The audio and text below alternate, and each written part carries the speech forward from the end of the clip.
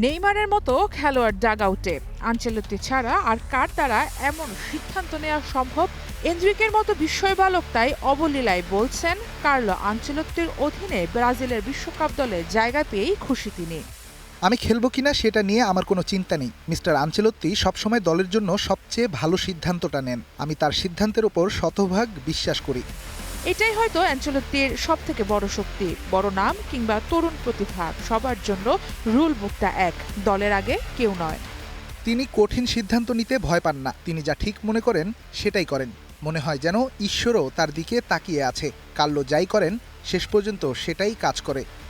এই বিশ্বকাপেও সেটার প্রমাণ মিলছে। লুকাস পাকেতার ইনজুরির পরও আনচেলত্তি আবেগ নয়, কৌশলকেই প্রাধান্য দিচ্ছেন।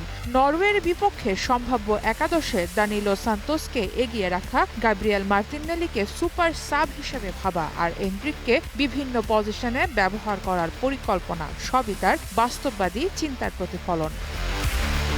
এনরিক নিজেও জানিয়েছেন তিনি শুধু স্ট্রাইকার নন, প্রয়োজনে দুই উইংয়েও খেলতে প্রস্তুত। অর্থাৎ দলের প্রয়োজনই তার কাছে শেষ কথা।